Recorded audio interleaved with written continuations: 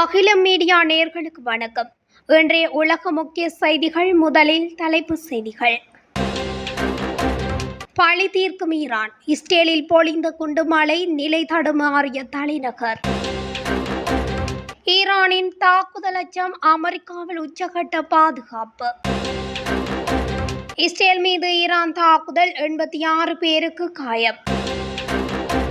Iran மீது அமெரிக்காவின் தாக்குதல் ஆபத்தானது, ஐநா கவலை. சர்வதேச சட்டத்தை மீறிய அமெரிக்கா, எச்சரிக்கும் ஈரான். இஸ்ரேல் மீது ஈரான் புதிய வான்வழி தாக்குதல்களை நடத்துகிறது. அவசர கூட்டத்துக்கு அழைப்பு விடுத்த சர்வதேச அணுசக்தி நிறுவனம். தான் கொல்லப்பட்டால் தனக்கு பின் ஈரானின் அதிஉச்ச தலைவர்களாக இருக்கக்கூடிய 3 வரை பரிந்துரைத்த அலி கமேனி. ஈரான் மீதான அமெரிக்க தாக்குதல்களுக்கு சவுதி அரேபியா கடும் கண்டனம். தொடர்வன விரிவான செய்திகள். அமெரிக்காவின் தாக்குதலுக்கு பழிவாங்க இஸ்ரேல் தலைநகர் டெல் அவீவ் மீது சரமாரியாக ஏவுகணை தாக்குதலை ஈரான் தொடங்கியுள்ளதாக செய்திகள் வெளியாகியுள்ளன. முன்னெப்போதும் இல்லாத சரமாரியான தாக்குதலை ஈரான் இஸ்ரேல் மீது மேற்கொண்டு வருகிறது. ஈரானின் இந்த தாக்குதலில் இஸ்ரேல் தலைநகர் டெல் அவீவ் கடுமையாக சேதமடைந்துள்ளதாகவும் இஸ்ரேல் தகவல்களை மேற்கோள் காட்டி சர்வதேச ஊடகங்கள் செய்தி வெளியிட்டுள்ளன. ஏவுகணை தாக்குதல் தொடர்வதற்கு முன்னர் இஸ்ரேலில் உள்ள சைரன் ஒலிக்கும். ஆனால் சைரன் ஒலிப்பதற்கு முன்னரே இந்த முறை தாக்குதல் நடந்திருப்பதாக தகவல் வெளியாகியுள்ளது. மேலும் முதல் கட்ட ஏவுகணை தாக்குதலை முடித்துவிட்டதாகவும் 2ஆம் கட்ட தாக்குதலை தொடங்கியிருப்பதாகவும் ஈரானில் இருந்து தகவல்கள் வெளியாகியுள்ளன. இஸ்ரேலின் பென்குரியன் சர்வதேச விமான நிலையம் உட்பட 10 இடங்களை குறிவைத்தும் ஈரான் நடத்திய ஏவுகணை தாக்குதலில் காயமடைந்தவர்களின் எண்ணிக்கை 23ஆக உயர்வடைந்துள்ளதாக சர்வதேச ஊடகங்கள் தெரிவித்துள்ளன. இன்று அதிகாலை ஈரானின் போர்டோ, நடான்ஸ் மற்றும் இஸ்பஹான் என 3 அணுசக்தி மையங்கள் மீது அமெரிக்கா தாக்குதலை நடத்தியிருக்கிறது. தாக்குதலில் அனைத்து அணுசக்தி மையங்களும் அழிக்கப்பட்டு விட்டது என்று ட்ரம்ப் கூறியிருந்தார். அமெரிக்க ராணுவம் ஈரானில் உள்ள போர்டோ, நடான்ஸ் மற்றும் இஸ்பஹான் ஆகிய 3 முக்கிய அணுசக்தி நிலையங்கள் மீது குண்டு வீசி தாக்குதல் நடத்தியதை தொடர்ந்து அமெரிக்காவின் முக்கிய நகரங்களான லாஸ் ஏஞ்சல்ஸ், நியூயார்க் மற்றும் வாஷிங்டன் டிசி ஆகியவற்றில் தீவிர பாதுகாப்பு எச்சரிக்கை நிலையில் உள்ளதாக வெளிநாட்டு ஊடகங்கள் செய்தி வெளியிட்டுள்ளன. இந்த நகரங்களில் கூடுதல் பாதுகாப்பு படைகள் குவிக்கப்பட்டு பொதுமக்களுக்கு எச்சரிக்கை வழங்கப்பட்டுள்ளது. நியூயார்க் நகர போலீஸ் வெளியிட்டுள்ள அறிவிப்பில் நகரின் மத, கலாச்சார மற்றும் முக்கியத்துவம் வாய்ந்த இடங்களில் கூடுதல் படைகள் நிறுத்தப்பட்டுள்ளதாக தெரிவிக்கப்பட்டுள்ளது. ஈரானில் உருவாகி வரும் சூழ்நிலையை உன்னிப்பாக கண்காணித்து வருவதாகவும் எந்தவொரு சாத்தியமான அச்சுறுத்தலையும் எதிர்கொள்ள மத்திய படைகளுடன் ஒருங்கிணைந்து செயல்படுவதாகவும் கூறியுள்ளது. தற்போது அச்சுறுத்தல்கள் எதுவும் இல்லை என்றாலும் மத தலங்களில் கண்காணிப்பு அதிகரிக்கப்பட்டுள்ளதாகவும் பொதுமக்கள் விழிப்புடன் இருக்குமாறும் அறிவுறுத்தப்பட்டுள்ளது. இஸ்ரேல் மீது நேற்றிரவு மற்றும் இன்று காலை ஈரான் நடத்திய ஏவுகணை தாக்குதலை தொடர்ந்து 86 பேர் வைத்தியசாலைகளில் அனுமதிக்கப்பட்டுள்ளதாகவும் அவர்களில் யாருக்கும் பெரிய காயங்கள் ஏற்படவில்லை என்றும் இஸ்ரேலிய சுகாதார அமைச்சகம் தெரிவித்துள்ளது. ஈரான் இஸ்ரேல் மீது அதிபயங்கர தாக்குதலை நடத்தி வரும் சூழ்நிலையில் இவ்வாறு 86 பேர் வைத்தியசாலையில் அனுமதிக்கப்பட்டுள்ளனர். ஈரான் மீது அமெரிக்காவின் தாக்குதல் ஆபத்தானது என ஐநா பொதுச் செயலாளர் ஆண்டோனியோ குட்டரஸ் தெரிவித்துள்ளார். ஈரான் நாட்டின் 3 அணுசக்தி நிலையங்கள் மீது அமெரிக்கா தாக்குதல் நடத்தியது குறித்து ஆண்டோனியோ குட்டரஸ் சமூக வலைதளத்தில் வெளியிட்டுள்ள பதிவில் கூறியிருப்பதாவது: ஈரான் மீது அமெரிக்கா தாக்குதல் நடத்தியது பிரச்சனையை மேலும் அதிகரிக்கும் செயலாகும். அமெரிக்காவின் தாக்குதல் பதற்றத்தை மேலும் அதிகரிக்கும் ஆபத்தான நடவடிக்கை. இந்த மோதல் எல்லையை மீறி செல்கின்றது. இந்த தாக்குதல் மக்களுக்கும் உலகிற்கும் பேரழிவை ஏற்படுத்தும். சர்வதேச அமைதி மற்றும் பாதுகாப்பிற்கு நேரடி அச்சுறுத்தல் ஏற்படுத்துகிறது. இந்த ஆபத்தான நேரத்தில் குழப்பமான சூழலை தவிர்ப்பது மிகவும் முக்கியம். இராணுவ நடவடிக்கை தீர்வு கிடையாது. ஒரே பாதை ராஜதந்திரம்தான். ஒரே நம்பிக்கை அமைதிதான். இவ்வாறு அவர் குறிப்பிட்டு கவலையை வெளியிட்டுள்ளார். ஈரான் இஸ்ரேல் போர் நீடித்து வரும் நிலையில் ஈரானின் அணு உலைகள் மீதான அமெரிக்காவின் தாக்குதலை ஈரான் வெளிவிவகார அமைச்சர் கண்டித்துள்ளார். இந்த தாக்குதல் குறித்து ஈரான் வெளிவிவகார அமைச்சர் ஜயத் அப்பாஸ் அரக்சி தனது எக்ஸ் தளத்தில் பதிவொன்றை வெளியிட்டுள்ளார். அந்த பதிவில் இன்று காலை நிகழ்வுகள் மூர்க்கத்தனமானவை, மேலும் அவை நித்திய விளைவுகளை ஏற்படுத்தும். ஐக்கிய நாடுகள் பாதுகாப்பு சபையின் நிரந்தர உறுப்பினரான அமெரிக்கா ஈரானின் அமைதியான அணு உலைகளை தாக்கியதன் மூலம் ஐநா சாசனம், சர்வதேச சட்டம் மற்றும் அணு ஆயுத தடை பரவல் ஒப்பந்தம் என்பவற்றை கடுமையாக மீறியுள்ளது. இந்த மிகவும் ஆபத்தான, சட்டவிரோதமான மற்றும் குற்றவியல் நடத்தை குறித்து ஐநாவின் ஒவ்வொரு உறுப்பினரும் எச்சரிக்கையாக இருக்க வேண்டும்.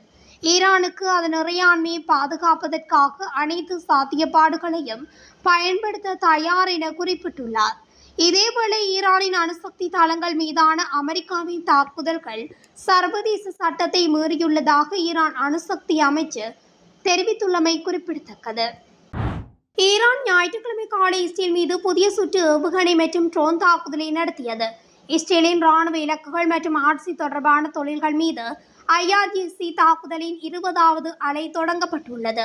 ஹைஃபாவில் வெடிச்சத்தங்கள் அதிகமாக கேட்டதாக சியோனிச ஆட்சி ஊடகங்கள் அறிவித்துள்ளன. அறிக்கைகளின்படி சைரன்கள் செயல்படுத்தப்படுவதற்கு முன்பே ஹைஃபா ஏவுகணை தாக்குதலுக்கு உள்ளாகியுள்ளதாகவும் தெரிவிக்கப்படுகிறது. 3 ஈரானின் அணுசக்தி நிலையங்கள் மீதான அமெரிக்க தாக்குதல்களுக்கு பதிலளிக்கும் விதமாக சர்வதேச அணுசக்தி நிறுவனம் அவசர கூட்டத்துக்கு அழைப்பு விடுத்துள்ளது. ஈரானில் ஏற்பட்டுள்ள அவசர கால நிலைமை குறித்து விவாதிக்க இந்த கூட்டம் நாளை நடைபெறும் என்று தெரிவிக்கப்பட்டுள்ளது. ஈரானின் அணுசக்தி திட்டத்தின் தலைவர் முகமது இஸ்லாம் அமெரிக்க தாக்குதல்கள் குறித்து விசாரணை நடத்த கோரி சர்வதேச அணுசக்தி நிறுவனத்துக்கு ஏற்கனவே எழுத்துப்பூர்வ அறிவிப்பை அனுப்பியுள்ளார். மேலும் அமெரிக்க தாக்குதலை கண்டிக்க ஈரான் அழைப்பு விடுத்துள்ளதாகவும் அது கூறுகின்றது. இதற்கிடையில் ஈரானின் அணுசக்தி நிலையங்கள் மீதான அமெரிக்க தாக்குதல்களின் விளைவாக கதிர்வீச்சு அளவுகளில் எந்த அதிகரிப்பும் இல்லை என்பதை சர்வதேச அணுசக்தி நிறுவனம் உறுதிப்படுத்தியுள்ளது. இஸ்ரேலுடனான போரில் நான் கொல்லப்பட்டால் தனக்கு பிறகு யார் ஈரானின் தலைமை மதகுருவாக இருக்கலாம் என்று மூவரை ஈரானின் அதியுச்ச தலைவர் அயதுல்லா அலி ஹமேனி பரிந்துரைத்துள்ளதாக சர்வதேச ஊடகம் ஒன்று தகவல் வெளியிட்டுள்ளது. இஸ்ரேல் ஈரான் தாக்குதலில் தற்போது அமெரிக்காவும் களமிறங்கியுள்ளமையானது போரின் தீவிரத்தை எடுத்து காட்டுகிறது. இஸ்ரேல் பிரதமர் நெதன்யாகு கமேனியை கொள்வது ஈரான் இஸ்ரேல் பிரச்சினையை அதிகப்படுத்தாது, மாறாக முடிவுக்கு கொண்டு வரும் என்று குறிப்பிட்டிருந்தார். இதனைத் தொடர்ந்து அமெரிக்க ஜனாதிபதி டொனால்ட் ட்ரம்ப் தனது ட்ரூத் சமூக வலைதளத்தில் ஈரானின் உச்ச தலைவர் என்று அழைக்கப்படுபவர் எங்கு மறைந்திருக்கின்றார் என்பது எங்களுக்கு தெரியும். அவர் எங்களுக்கு ஒரு எளிதான இலக்கு, ஆனால் அங்கு பாதுகாப்பாக இருக்கின்றார். நாங்கள் அவரை இப்போதைக்கு கொல்லப் போவதில்லை, ஆனால் பொதுமக்கள் அல்லது அமெரிக்க வீரர்கள் மீது ஏவுகணைகள் வீசப்படுவதை நாங்கள் விரும்பவில்லை. எங்கள் பொறுமை குறைந்து வருகிறது என்று பதிவிட்டிருந்தார். இதற்கிடையே ஈரான் தலைமை மதகுரு அயதுல்லா ஹமேனிக்கு இஸ்ரேல் பாதுகாப்புத்துறை அமைச்சர் இஸ்ரேல் காட் சவால் விடுத்துள்ளார். அதில் ஈரானின் அண்டை நாட்டைச் சேர்ந்த சர்வாதிகாரியொருவர் இஸ்ரேலுக்கு எதிரான நிலைப்பாட்டை எடுத்தால் அவருக்கு நேர்ந்த கதையை எண்ணி பாருங்கள் என எச்சரிக்கை விடுத்துள்ளார். இந்த நிலையில் தான் இஸ்ரேலுடனான போரில் நான் கொல்லப்பட்டால் தனக்கு பிறகு யார் ஈரானின் தலைமை மதகுருவான இருக்கலாம் என மூவரை பரிந்துரைத்துள்ளார். தேர்வு செய்யப்பட்ட மூவரில் கமேனியின் மகன் மொஜ்தபா ஹமேனி இல்லை என தகவல் வெளியாகியுள்ளது. மேலும் இந்த முடிவை ஈரானின் நிபுணர்கள் சபை மற்றும் மூத்த மத தலைவர்களிடம் தெரிவித்துள்ளதாக கூறப்படுகிறது. தேவைப்பட்டால் விரைவான மாற்றத்துக்கு தயாராக இருக்குமாறு வலியுறுத்தியுள்ளார். இந்த நடவடிக்கை போர்க்கால அவசரத்தால் மேற்கொள்ளப்படுவதாக கூறப்படுகிறது. சாதாரண சூழ்நிலைகளில் ஒரு புதிய உச்ச தலைவரை நியமிக்கும் செயல்முறை பல மாதங்களாகும். இதில் தீவிரமான ஆலோசனைகள் மேற்கொள்ளப்படும். பல வேட்பாளர்கள் கலந்து கொள்ள வேண்டும். ஆனால் நாடு இப்போது போரில் ஈடுபட்டுள்ள நிலையில் இஸ்லாமிய குடியரசு மற்றும் அவரது மரபு இரண்டையும் பாதுகாக்க விரைவான மாற்றத்தை உறுதி செய்ய கமேனி விரும்புவதாக தெரிவிக்கப்பட்டுள்ளமை குறிப்பிடத்தக்கது. ஈரானின் அணுசக்தி தளங்கள் மீது அமெரிக்கா தாக்குதல் நடத்தியதற்கு சவுதி அரேபியா கண்டனம் தெரிவித்துள்ளது. அமெரிக்காவின் தாக்குதலுக்கு எதிராகவும் மத்திய கிழக்கு நாடுகளில் உருவாகியுள்ள பதற்றத்தை தணிக்கும் வகையிலும் உலக நாடுகள் ஒன்றிணைய வேண்டும் எனவும் கேட்டுக்கொண்டுள்ளது. இதுகுறித்து சவுதி அரேபியாவின் வெளியுறவுத்துறை அமைச்சரகம் தனது அதிகாரப்பூர்வ எக்ஸ் தள பக்கத்தில் வெளியிட்டுள்ள அறிக்கையில் சவுதி அரேபியாவின் சகோதர நாடான ஈரானின் சமீபத்திய நிலையை கவனித்து வருகின்றோம்.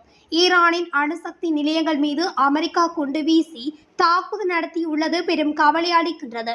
பதற்றத்தை தவிர்க்கவும் கட்டுப்பாடுகளை கடைபிடிக்கவும் தேவையான அனைத்து முயற்சிகளையும் மேற்கொள்ள வேண்டும். இத்தகைய தீவிரமான சூழலை தணிக்கும் நோக்கத்தில் அரசியல் ரீதியில் தீர்வு காணவும் போரை தவிர்க்கவும் உலக நாடுகள் அனைத்தும் ஒன்றிணைய வேண்டும் என கேட்டுக்கொள்ளப்பட்டுள்ளது.